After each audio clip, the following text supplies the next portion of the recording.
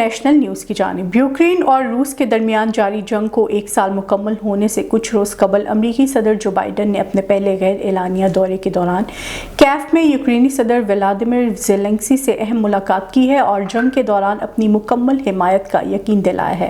غیر ملکی خبر رساں ادارے کے مطابق جو بائیڈن نے زیلنسکی کے ہمراہ ان فوجیوں کی یادگار کا بھی دورہ کیا جو روس کے کرائمیا کے الحاق اور اس کی پراکسی فورسز کے مشرقی ڈونباس کے علاقے کے کچھ حصوں پر قبضہ کرنے کے بعد 9 سالوں میں ہلاک ہو چکے ہیں۔ وائٹ ہاؤس کی جانب سے جاری کیے گئے ایک بیان کے مطابق بائیڈن کے دورے کا مقصد یوکرین کی جمہوریت، خود مختاری اور علاقائی سالمیت کے لیے امریکہ کی غیر متزلزل عزم کی تصدیق کرنا تھا۔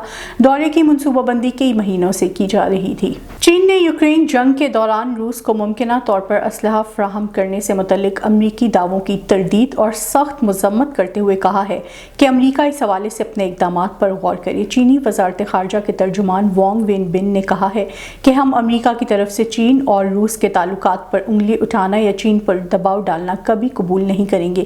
چین نہیں بلکہ امریکہ جنگ کے دوران ہتھیار فراہم کر رہا ہے اور ہم اس پر زور دیتے ہیں کہ وہ اپنے اقدامات پر سنجیدگی سے غور کرے۔ بھارت کا غیر انسانی ذات پات کا طبقاتی نظام اب بھارت سے باہر بھی سرایت کر رہا ہے۔ حال ہی میں آسٹریلیا میں بھارت سے آنے والی نچلی ذات کے ہندوؤں کے ساتھ ہونے والے نسلی امتیاز کی خبریں سامنے آ رہی ہیں۔